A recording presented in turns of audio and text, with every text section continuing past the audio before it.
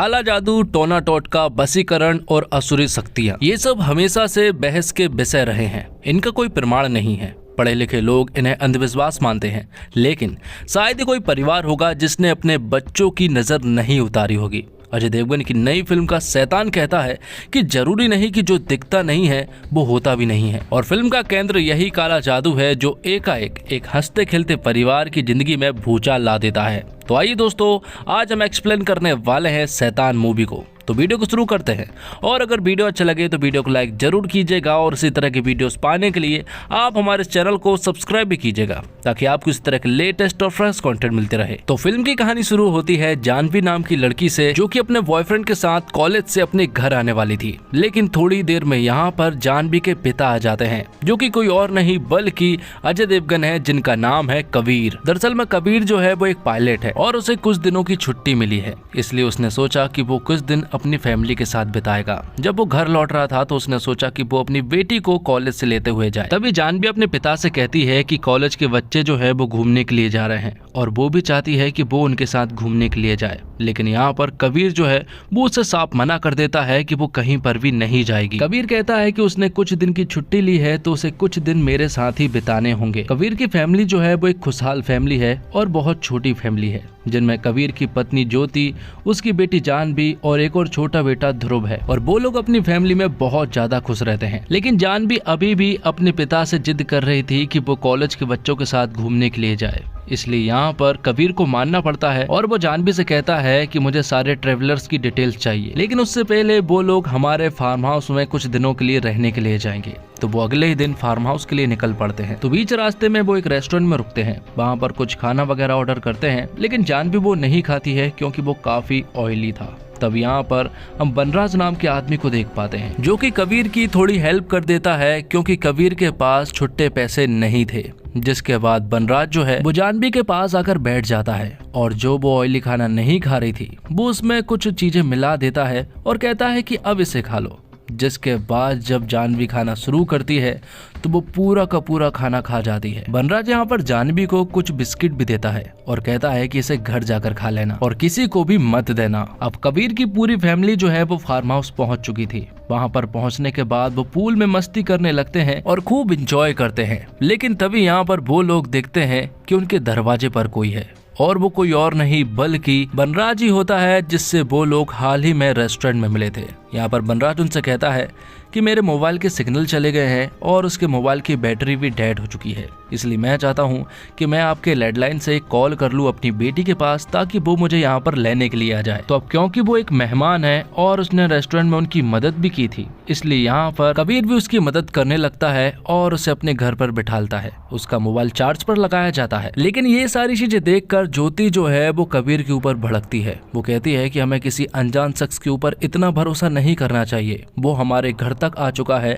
और वो हमारे साथ कुछ भी कर सकता है। लेकिन यहाँ पर कबीर उससे कहता है कि मेहमान भगवान का रूप होता है और हमें उसकी मदद करनी चाहिए। दूसरी तरफ हम देखते हैं कि बनराज ने यहाँ पर जानवी को पूरी तरह से बस में कर लिया था। वो उससे सारे रहस्य पूछने लगा था, जैसे कि उसके बॉयफ्रेंड के बारे में और उसके टूर के बारे में, जो कि वो कहीं पर जा रहे थे। बनराज यहाँ तक कि जानवी से उसके घर वालों के भी सारे रहस्य पूछ लेता है। तो अब यहाँ पर बनराज को उनके बारे में सब कुछ मालूम था। अब थोड़ी देर के बाद ज्योति और कबीर जैसे ही नीचे आते हैं तो वो देखते हैं कि जानवी जो है वो बनराज की सारी बातें मान रही है। ये सारी चीजें देखकर वो दोनों हैरान रह जाते हैं कि आखिर ऐसा कैसे हो सकता है। लेकिन अब बहुत हो चुका था, इसलिए कबीर बनराज से कहता है कि जो भी काम होना था हो गया, इसलिए अब तुम्हें यहाँ से जाना होगा। लेकिन बनराज कहता है कि वो यहाँ से नहीं जा सकता है और उसे तुम यहाँ से निकाल भी नहीं सकते हो, चाहो तो कोशिश कर लो। जिसके बाद कबीर उसका हाथ पकड़कर बाहर निकालने लगता है। लेकिन तभी बनराज जानवी से कहता है कि अपने पिता से कहो कि मुझे रोको और मुझे कहीं भी मत जाने दो।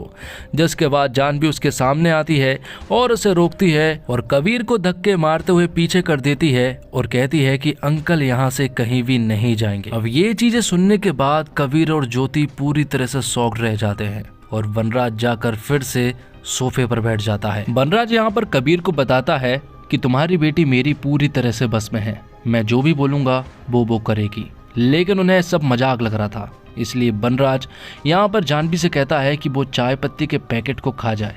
जिसके बाद वो चाय पत्ती के पैकेट को खोलती है और चाय पत्ती को खाना शुरू कर देती है। ये देखकर जानवी की माँ ज्योति पूरी तरह से घबरा जाती है और वो जानवी को ये सब करने से रोकती है। तो बनराज यहाँ पर जानवी के पेरेंट्स से कहता है कि अगर मैंने जानवी को कुछ करने को कहा और अगर उसने नहीं किया तो मैं फिर उससे और भी कुछ बड़ा कर पाऊंगा। तो यहाँ पर बनराज जो है वो जानवी को थप्पड़ लगाने को कहता है, वो भी खुद को, जिसके बाद जानवी ऐसा ही करती है और खुद को 2-3 थप्पड़ लगाने लगती है। ये देखकर फिर से जानवी और कबीर जो है वो हैरान थे कि आखिर ऐसा कैसे हो सकता है। थोड़ी देर के बाद बनराज यहाँ पर जानवी से कहता है कि रोने लगो, तो जानवी रोने लगती है और यहाँ पर बनराज फिर उससे कहता है कि रोते रोते हंसने लगो और फिर बीच में मिक्स कर दो, जिसके बाद जानवी ऐसा ही करती है। वो हंसती भी जाती है और रोती भी जाती है। अब इन सब चीज से परेशान होकर यहाँ पर कबीर कहता है बनराज से कि तुम्हें जो भी चाहिए हम देने के लिए रेडी हैं, लेकिन तुम ये सब रोक दो। तो यहाँ पर बनराज कहता है कि मुझे तुम्हारी बेटी चाहिए, वो मेरे पूरी तरह से बस में है और मुझे बस अनुमति चाहिए जानवी को यहाँ से ले जाने के लिए। अगर अनुमति दे देते हो तो जानवी को कम प्रॉब्लम होगी, लेकिन अगर अनुमति नहीं देते हो तो प्रॉब्लम बहुत ज्यादा बड़ी हो सकती है। लेकिन कबीर साफ मना कर देता है। तो बनराज जानवी से कहता है कि इसी बात पर अपने पिता को एक जोरदार झापड़ लगाओ और ये सुनने के बाद जानवी तुरंत ही अपने पिता को झापड़ लगा देती है, क्योंकि बनराज ने उससे ये सब करने को कहा था। तो अब देखा जाए तो जानवी के हाथ में कुछ भी नहीं है, वो बस एक कठपुतली है बनराज की। जो भी बनराज कहेगा वो सब कुछ जानवी को करना ही पड़ेगा। कबीर यहाँ पर बनराज से कहता है कि तुम्हें ये सब कुछ करने से क्या मिल जाएगा।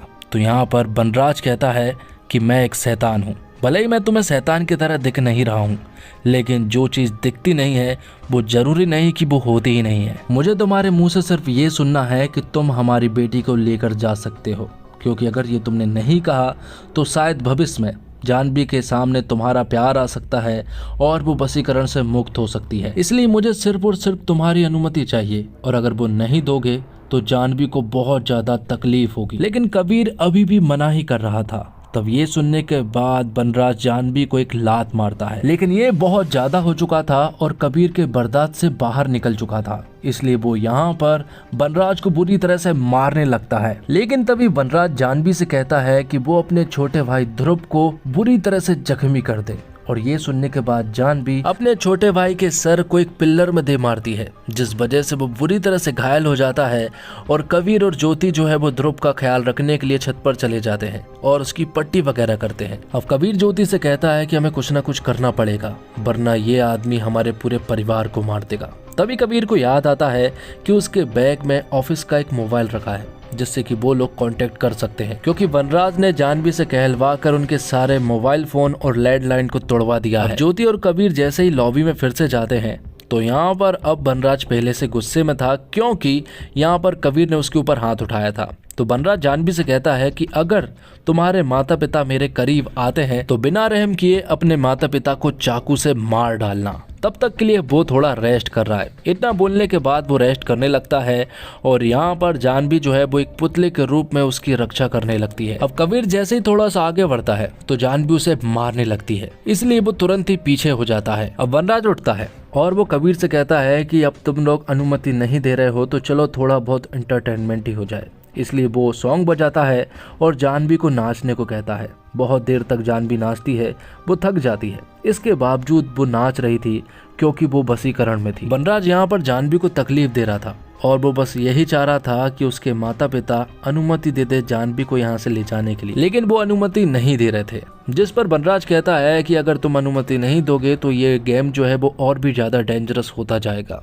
तो वो कहते हैं कि मैं तुम्हें 5 मिनट देता हूं कि तुम अपने छोटे बेटे ध्रुव को कहीं पर छिपा लो। 5 मिनट के बाद तुम्हारी बड़ी बेटी मतलब कि जानवी उसे ढूंढना शुरू करेगी और उसे मार डालेगी। ये सुनने के बाद तुरंत ही कबीर और ज्योति जो है वो ध्रुव को छुपाने लगते हैं और जैसे ही 5 मिनट पूरे होते हैं तो यहाँ पर बनराज जानवी को कहता है कि वो ध्रुव को मार डाले। तो वो चाकू लेकर तुरंत ही छत पर पहुंचती है, लेकिन वहां पर ध्रुव मौजूद नहीं था, वहां कबीर था और कबीर यहाँ पर जानवी को रोकने की काफी कोशिश करता है, लेकिन जानवी मानो बहुत ही ज्यादा ताकतवर थी और कबीर उसे नहीं संभाल पा रहा था। और यहाँ पर जानवी को भी मालूम चल गया था कि आखिर ध्रुव कहाँ पर छिपा हुआ है। वो दरअसल में छत पे ही एक कोने में छिपा हुआ था। वो ऊपर जाती है और ध्रुव को उठाकर छत से नीचे फेंक देती है, जिस वजह से ध्रुव जो है वो बुरी तरह से जख्मी हो जाता है और अब मरहम पट्टी से काम नहीं चलेगा, क्योंकि अब उसे हॉस्पिटल ले जाना होगा। इसलिए यहाँ पर कबीर और ज्योति को कहना ही पड़ता है कि वो हमारी बेटी को ले जा सकता है, क्योंकि उन लोगों को अपने बेटे की भी जान बचानी थी, इसलिए उन्होंने अनुमति दे दी थी। लेकिन जाने से पहले कबीर एक आखिरी बार अपनी बेटी जानवी से मिलना चाहता था। वो उससे गले मिलता है और इसी बहाने वो उसके जेब में अपना ऑफिस वाला मोबाइल फोन डाल देता है और लोकेशन भी ऑन कर देता है, जिसके बाद बनराज जानवी को अपने साथ ले जा लेता है। और यहाँ कबीर अपनी पत्नी ज्योति से कहता है कि वो ध्रुव को हॉस्पिटल ले जाए, तो ज्योति ध्रुव को हॉस्पिटल ले जाने लगती है। और यहाँ पर कबीर जो है वो बनराज का पीछा करने लगता है, क्योंकि कबीर को मालूम है कि वो लोग कहाँ पर जा रहे हैं, क्योंकि कबीर ने जानवी के जेब में एक मोबाइल फोन डाल दिया है और उसका लोकेशन भी ऑन है। और अब वो उसे ट्रैक करते हुए बनराज के अड्डे पर पहुंच रहा है। बनराज का अड्डा बहुत ही बड़ा है और उसके अड्डे पर ढेर सारी लड़कियां हैं और वो सारी लड़कियां यहाँ पर बनराज के बस में हैं। और यहीं पर वो जानवी को भी लेकर जाता है और उसे बताता है कि ये सारी लड़कियां तुम्हारी बहन है। यहाँ पर बनराज जो है वो इन लड़कियों से कुछ भी करवा सकता है। थोड़ी देर के बाद यहाँ पर कबीर उसके अड्डे तक पहुंच जाता है, लेकिन तभी यहाँ पर कुछ लड़कियां उसके ऊपर हमला कर देती है। तब यहाँ पर कबीर उनसे लड़ते हुए आगे पहुंचता है, लेकिन आगे जाकर ढेर सारी लड़कियां उस पर अटैक कर देती है और उसे बुरी तरह से जख्मी भी कर देती है। लेकिन अब मरते हुए कबीर यहाँ पर बनराज से कहता है कि उसके एक लास्ट ख्वाहिश है, और वो ख्वाहिश ये है कि वो अपनी बेटी के हाथ मरना चाहता है। तो बनराज उससे कहता है कि ये इच्छा तो मैं तेरी पूरी कर ही सकता हूँ। जिसके बाद जानवी जैसे ही उसकी तरफ आगे मारने के लिए आती है, तो यहाँ पर कबीर जो है वो उसके कान के आर पार एक कैंची को डाल देता है, जिस वजह से वो बहरी हो जाती है। और फिर एक नुकीली चीज से वो बनराज की जीभ को काट देता है, जिससे कि अब वो किसी भी लड़की को कोई भी कमांड नहीं दे सकता है। तो यहाँ पर कबीर ने सारी लड़कियों को बचा तो लिया था, लेकिन वो अभी भी बनराज के बस में थी। इसी तरह से 10 साल बीत जाते हैं। 10 साल के बाद हम देखते हैं कि कबीर ने बनराज को एक खुफिया जगह पर रखा था। उसने उसे काल कोठरी में रखा था, जहां पर कि बनराज की हालत बहुत ही ज्यादा गंदी थी। और कबीर यहां पर बनराज को सड़ी गली चीजें खिलाता था। उसी तरह से जिस तरह से उसने उन लड़कियों की जिंदगी खराब की, उसी तरह से कबीर यहाँ पर बनराज की जिंदगी को खराब कर रहा था। आखिर में हम जानवी को देखते हैं, जिसकी हालत भी बहुत ही ज्यादा खराब थी। वो बस एक जिंदा लाश थी और उसके चेहरे पर एक छोटी सी स्माइल थी, जिसे देखकर हमें मालूम चलता है कि जानवी पिछले 10 सालों से ऐसे ही है। और ऐसा लगता है कि शायद जानवी जिंदगी भर ऐसे ही रहेगी। वो इसलिए क्योंकि बनराज ने जानवी को वशीकरण से मुक्त नहीं किया था। और यहाँ पर हमें कबीर की फैमिली के बारे में भी नहीं बताया गया। दरअसल में ज्योति जब ध्रुव को लेकर हॉस्पिटल जा रही थी, तो शायद बीच में ही उनका एक्सीडेंट हो गया था, जिस वजह से शायद उन दोनों की ही जान चली गई थी। लेकिन फिल्म में ऐसा कुछ भी नहीं दिखाया गया। बस इतना बताया गया कि कबीर के साथ अब उसकी पत्नी ज्योति और उसका बेटा ध्रुव नहीं है। तो दोस्तों, डायरेक्टर विकास बहल ने 2023 में आई गुजराती मूवी बस का रीमेक शैतान बनाया। क्वीन जैसी फिल्म बना चुके विकास के लिए अच्छी फिल्में बनाने की उम्मीद हमेशा से फैंस को रहती है। शैतान में भी उनकी मेहनत नजर आती है। ये फिल्म काफ़ी रहस्यमयी ढंग से शुरू होती है, फिर हाई नोट पर जाती है और माधवन की एंट्री के बाद इसकी वाइब एकदम बदल जाती है। वहीं से फिल्म दिलचस्प चीज़ें की शुरुआत होती है।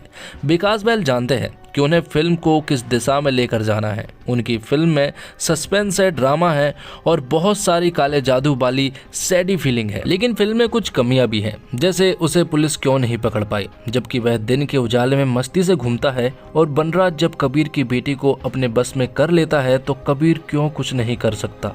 वह अपनी बेटी के साथ यह होते हुए देख घबरा जाता है, लेकिन इसके बाद वह एक्शन लेने में काफी समय ले लेता है। हालांकि ये कमियां ऐसी नहीं है जो फिल्म देखते समय बाधक बने। मनोरंजक से परे तर्क की कसौटी पर फिल्म को परखा जाए तो फिर फिल्म से आप सहमत नहीं हो सकते, क्योंकि यह काला जादू या वशीकरण अंधविश्वास वाला विषय है। और अजय देवगन दृश्यम की तरह अपने परिवार को प्रोटेक्ट करने वाले व्यक्ति की भूमिका को आगे बढ़ाते दिखे। दृश्यम में अपने बुद्धि के बल पर बाजी पलट देते हैं, जिसका शैतान में कमी महसूस होती है। हालांकि उनका अभिनय अच्छा है। अगर माधवन ने अपने किरदार को मजे लेकर अभिनय किया है उन्हें इस तरह का मैदान पहली बार मिला जिस पर वे जमकर खेले और दर्शकों में सराहना पैदा करने में कामयाब रहे। जानवी के रूप में जानकी प्रभावित करती है क्योंकि उनका किरदार कठिन था। कबीर की पत्नी के रूप में ज्योतिका ने ठीक ठाक काम किया। वही बात करें ज्योतिका की तो जानवी के माँ का किरदार बखूबी निभाया। अजय ने उस पिता का किरदार निभाया जो अपने परिवार के लिए कुछ भी कर सकता है, किसी को भी मार सकता है, जैसे कि हम दृश्यम फिल्म में देख चुके हैं। तो आपको उनकी परफॉर्मेंस वैसी ही लगेगी जैसे दृश्य में विजय सावलकर की थी। और आर माधवन ने अपनी पूरी लाइमलाइट को अपनी तरफ कर लिया है। उन्होंने जिस तरह से परफॉर्म